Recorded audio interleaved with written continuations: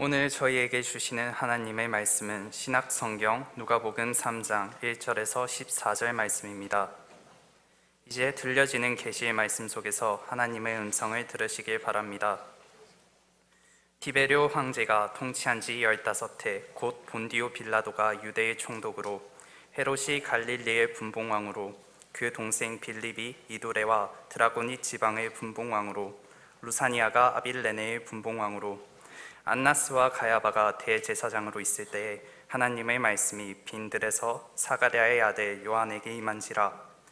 요한이 요단강 부근 각 처에 와서 죄 사함을 받게 하는 회개의 세례를 전파하니, 선지자 이사야의 책에 쓴 바 광야에서 외치는 자의 소리가 있어 이르되, 너희는 주의 길을 준비하라, 그의 온실 길을 곧게 하라. 모든 골짜기가 메어지고 모든 산과 작은 산이 낮아지고 굽은 것이 곧아지고 험한 길이 평탄하여질 것이요, 모든 육체가 하나님의 구원하심을 보리라 함과 같으니라. 요한이 세례 받으러 나오는 무리에게 이르되, 독사의 자식들아, 누가 너희에게 일러 장차의 진노를 피하라 하더냐. 그러므로 회개에 합당한 열매를 맺고 속으로 아브라함이 우리 조상이라 말하지 말라.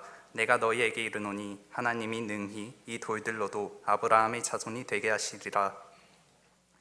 이미 도끼가 나무 뿌리에 놓였으니 좋은 열매 맺지 아니하는 나무마다 찍혀 불에 던져지리라.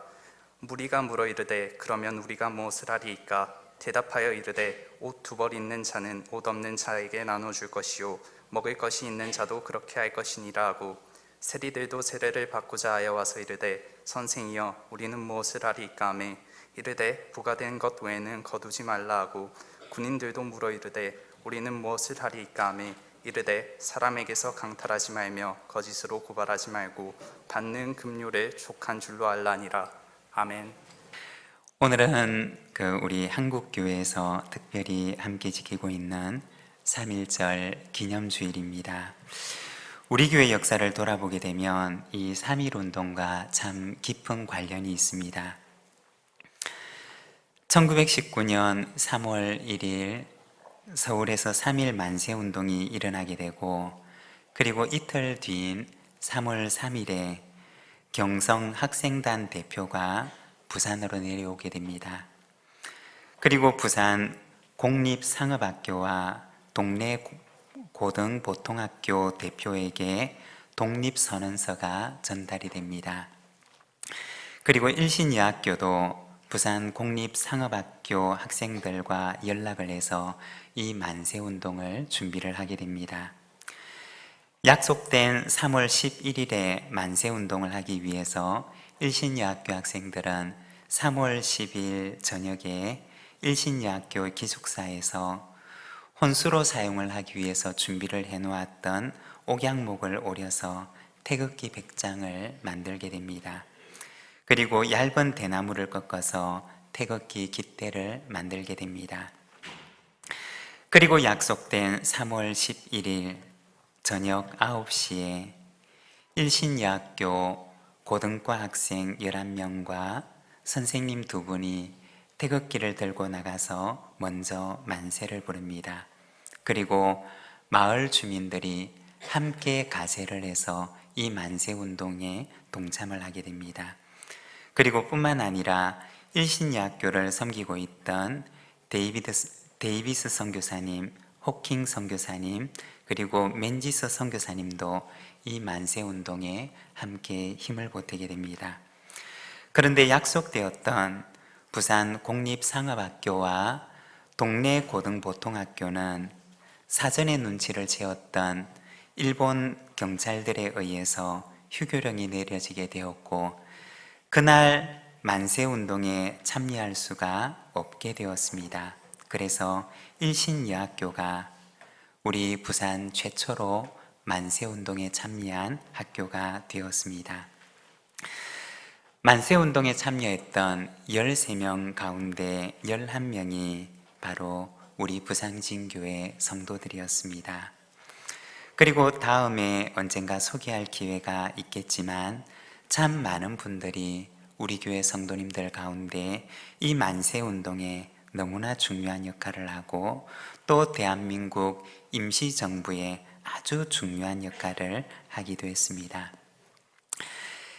지난주 중에 그 주일 예배 말씀을 준비하기 위해서 우리 교회 130년사를 한번 쭉 읽어보게 되었습니다. 그런데 그 가운데 참 마음에 와닿는 부분이 있었습니다. 우리 교회 설립 100주년 기념 예배 때 바로 그 전 담임 목사님이었던 강성두 목사님께서 설교하신 내용이었는데, 언덕 위에 세워진 우리 부산진 교회에 대해서 표현을 한 부분이 있는데, 그 부분을 제가 잠깐 한번 읽어드리고자 합니다. 100년 전 멀리 호주에서 온 선교의 일꾼들이 황무지와 같은 이 땅에 복음의 씨를 뿌리기 위해 허기진 배를 움켜쥐고 얼굴에 땀을 씻으며 일하던 언덕이기도 합니다. 국권을 빼앗기고 나라와 동족이 식민지 치하에서 압박당할 때 조국 광복을 위하여 별이 보이지 않는 밤 이곳에 함께 모여 울부짖던 재단이기도 합니다. 남편과 자식을 원치 않는 전장에 보내고 다시 돌아오지 않는 그들이 그리워 주님께 단원하던 하늘인 동산이기도 합니다. 6.25 동란 때에는 북녘의 고향을 두고 남한 실향민들이 두고 온 산하와 혈육이 그리워 새벽마다 울부짖던 망향의 언덕이기도 합니다. 방금 읽어드린 이 부분은 우리 교회가 세워진 이 언덕에 대해서 역사를 회고하며 설교를 하셨던 그 내용의 한 부분입니다. 우리 교회는 올해로 교회가 설립된 지 133년을 맞이하게 되었습니다. 133년의 역사의 흔적이 우리 교회에는 고스란히 남아 있습니다. 호주 선교사님들이 이곳에 복음의 씨를 뿌렸던 그 영광의 흔적이 고스란히 남아 있고, 나라를 빼앗기고 조국의 광복을 위해서 눈물을 흘렸던 그 아픔의 흔적이 이곳에 고스란히 남아 있습니다. 또한 6.25 한국전쟁의 아픔과 피눈물이 이곳에 역시 고스란히 흔적으로 남아 있고, 또 전쟁으로 고향을 떠나야만 했던 실향민들의 그 아픔의 눈물의 흔적이 바로 이곳에 고스란히 남아 있습니다. 언젠가 높은 산에 있는 오래된 나무가 바람을 맞아서 그 나무를 감싸고 있던 껍질들이 너덜너덜해진 것을 보았던 적이 있습니다. 133년의 역사를 가진 우리 교회도 지나온 역사의 모진 바람들을 맞으면서 그 바람에 모진 흔적들이 고스란히 남아 있습니다. 우리에게는 초기 선교사님들의 그 복음의 영광의 흔적이 남아 있고, 그리고 일제강점기 시절에 그 아팠던 흔적들이 고스란히 남아 있고, 또한 해방을 맞이한 그 감격의 흔적이 우리의 역사 속에는 남아 있으며, 또한 곧 이어 찾아왔던 그 전쟁의 아픈 상흔의 흔적이 또한 남아 있습니다. 지나온 그 긴 시간들의 세월의 흔적들이 우리 교회의 역사 속에는 고스란히 남아 있습니다. 그러나 오래된 고목에도 봄이 돌아오게 되면 꽃이 피게 됩니다. 오랜 세월 거센 바람을 견뎌온 고목 같은 우리 교회에도 봄이 돌아오게 되면 꽃들이 가득 피어나게 될 줄로 믿습니다. 환한 봄꽃을 피우는 우리 부산진 교회, 우리 부산진 모든 믿음의 가정들이 되시기를 바랍니다. 오늘은 누가복음 3장 말씀을 통해서 회복이 있는 교회, 정의라는 제목으로 말씀을 함께 묵상을 하고자 합니다. 오늘 우리가 읽은 말씀에서는 예수님 앞에 보냄을 받아서 예수님의 길을 준비하는 사명을 받았던 세례 요한의 이야기를 우리에게 보여주고 있습니다. 1절과 2절의 말씀을 보게 되면 이렇게 말씀을 합니다. 디베료 황제가 통치한 지 15해 곧 본디오 빌라도가 유대의 총독으로 헤롯이 갈릴리의 분봉왕으로 그 동생 빌립이 이두레와 드라고니 지방의 분봉왕으로 루사니아가 아빌레네의 분봉왕으로 안나스와 가야바가 대제사장으로 있을 때에 하나님의 말씀이 빈들에서 사가랴의 아들 요한에게 임한지라. 여기 이 말씀에 보게 되면 빈들에 있는 요한에게 하나님의 말씀이 임하는 모습을 보여주고 있습니다. 요한을 통해서 하나님의 나라의 시작을 알리는 것이 바로 오늘 본문 속에 기록되어 있습니다. 요한이 있던 그 당시에는 황제도 있었고, 그리고 유대에는 빌라도라고 하는 총독도 있었고, 또한 유대와 팔레스타인 지역을 다스리는 여러 명의 분봉왕들도 있었습니다. 또한 예루살렘에는 대제사장과 같은 종교 지도자들도 있었습니다. 그러나 이러한 사람들에게 하나님의 나라의 시작을 알리는 하나님의 말씀이 임했던 것이 아니라 빈들과 같은 광야에 있는 요한에게 하나님의 말씀이 임했던 것입니다. 그리고 그때부터 이 요한은 소명의 길을 걸어가게 됩니다. 그때부터 요한은 세례자 요한으로 살아가게 되는 것입니다. 3절에 보게 되면 소명 이후에 요한의 삶에 대해서 말씀을 하고 있습니다. 말씀을 보게 되면 요한이 요단강 부근 각처에 와서 죄 사함을 받게 하는 회개의 세례를 전파하니, 바로 이때부터 요한은 소명을 받아서 죄 사함을 받게 하는 회개의 세례를 전파하는 것을 그의 사명으로 삼으며 살아가게 됩니다. 그러면 요한이 전파했던 그 세례는 어떤 의미를 가지고 있는 것이었을까요? 이 세례는 구약 성경과 아주 깊은 관련이 있는데, 세례라고 하는 말을 원어 성경의 의미에 조금 더 가깝게 번역을 하면 침례, 즉 다시 말해서 물속에 완전히 잠기는 그 행위를 가리키는 말이었습니다. 이것은 구약 성경에 나오는 두 가지 사건과 관련이 있었는데, 먼저 첫 번째는 홍해라고 하는 물을 건넌 사건이었습니다. 그리고 두 번째는 요단강이라고 하는 바로 이 물을 건넌 사건이었습니다.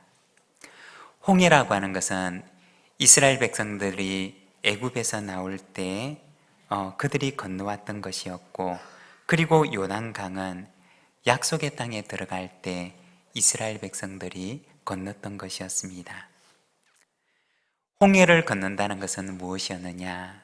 바로 지나온 애굽에서의 삶의 방식을 버린다는 것을 의미하는 것이었습니다.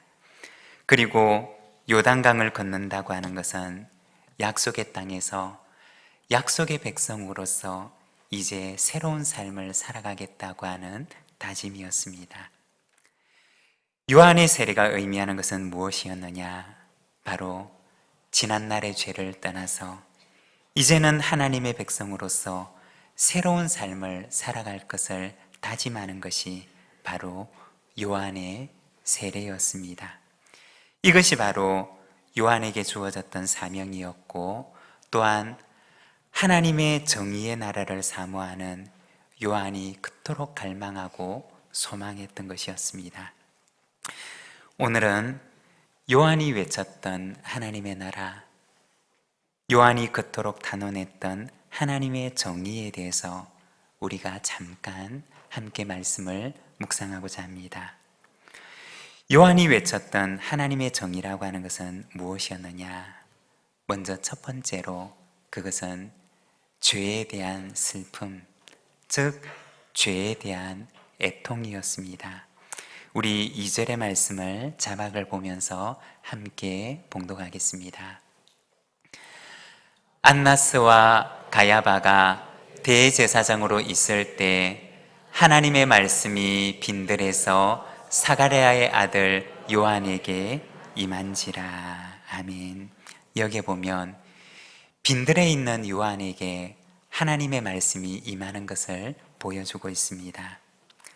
성경에 보면 이 빈들이라고 하는 곳 혹은 광야라고 하는 곳은 어떤 곳이었느냐?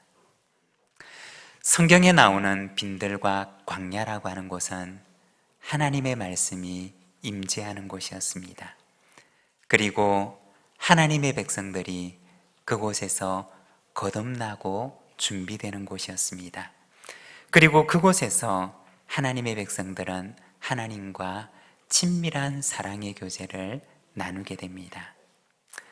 바로 그 광야에서 요한에게 하나님의 말씀이 임했던 것이었습니다. 그런데 바로 그곳에서 요한은 하나님의 사랑을 맛보고 하나님의 임재를 경험하고 하나님과 깊은 교제를 나누고 하나님의 사람으로 준비가 됩니다. 그런데 그가 이어서 보냄을 받은 곳은 어떤 곳이었느냐? 로마 제국과 팔레스타인이라고 하는 세상 속으로 그는 보냄을 받게 됩니다. 광야에서 말씀을 받았던 그가 하나님께로부터 보냄을 받았던 곳은 바로 로마 제국의 심장이었던, 그리고 팔레스타인 제국, 팔레스타인이라고 하는 바로 세상을 향해 보냄을 받았던 것입니다. 그곳에서 하나님의 말씀과 하나님의 뜻을 전하도록 그는 보냄받은 자가 되었던 것입니다. 우리가 읽고 있었던 이 말씀에 보면 그는 세리들과 군인들에게 그들을 향한 하나님의 뜻과 하나님의 말씀을 전해야 했습니다. 그리고 심지어는 누가복음 3장 19절과 20절에 보면 이렇게 말씀을 합니다. 분봉왕 헤롯은 그의 동생의 아내 헤로디아의 일과 또한 자기가 행한 모든 악한 일로 말미암아 요한에게 책망을 받고, 심지어는 요한은 누구에게까지 가느냐? 바로 헤롯 왕에게까지 가서 그의 죄를 책망하게 됩니다. 그리고 이 일로 인해서 그는 감옥에 갇히게 되고 결국에는 그 일로 인해 그는 참수를 당하게 됩니다. 그가 부름받은 곳은 광야였지만 그가 보냄을 받은 곳은 죄악으로 가득 찬 세상이었던 것입니다. 왜 그는 헤롯 왕의 죄를 책망해야 했고 왜 그는 사람들의 죄악을 꾸짖어야만 했던 것일까요? 그것은 바로 죄에 대해 견딜 수가 없었던 슬픔과 아픔 때문이었던 것입니다. 다른 말로 하게 되면 광야에서 임했던 하나님의 말씀이 그로 하여금 가만히 있으려고 하면 견딜 수가 없도록 만들었던 것입니다. 지난번에 잠깐 언급을 했던 적이 있는데, 예수님을 처음 인격적으로 만나고 나서 저의 마음속에 찾아왔던 것은 첫 번째는 기쁨이었습니다. 그러나 이어서 찾아왔던 것은 슬픔과 괴로움이었습니다.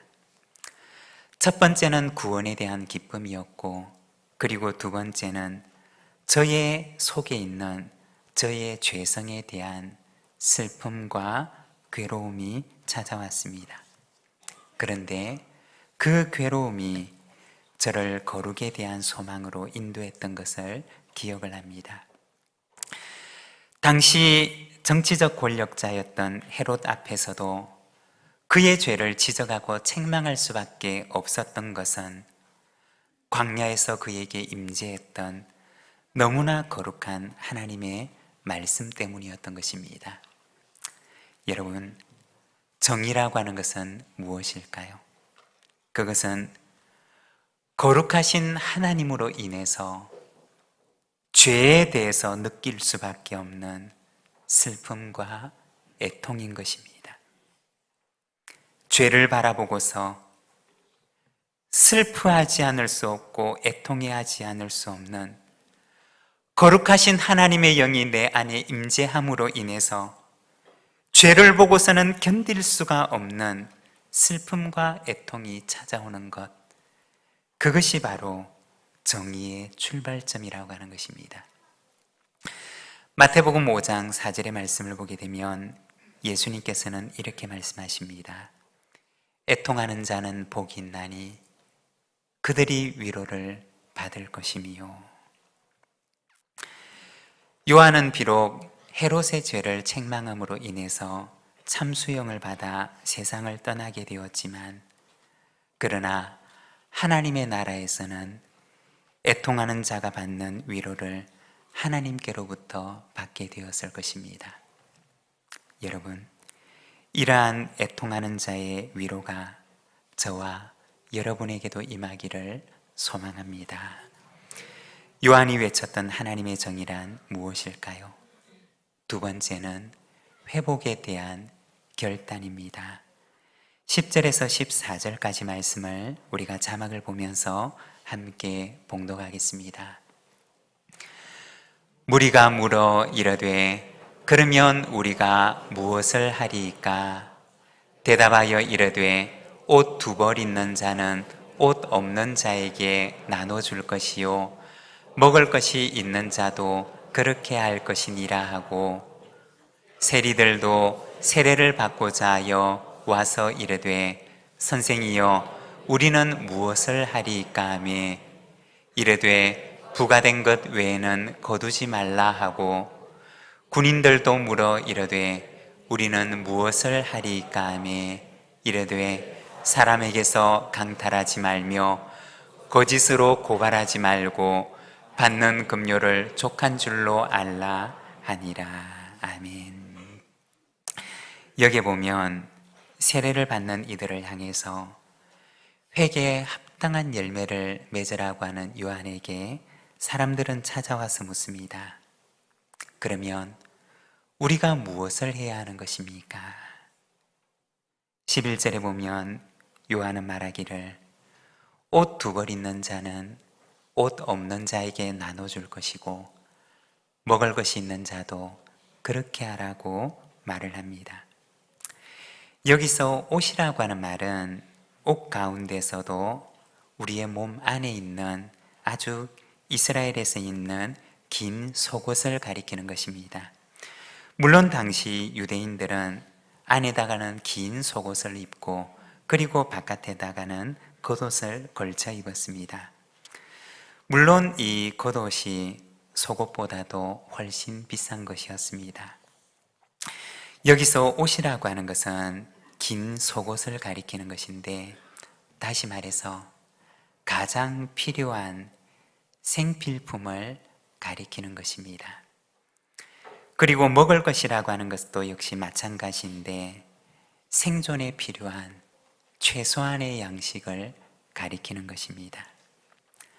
그것마저도 없는 이들을 위해서 생필품마저도 공급받을 수가 없고 최소한의 양식마저도 보장받을 수가 없는 그들을 위해서 최소한의 것을 나누는 삶을 말했던 것입니다.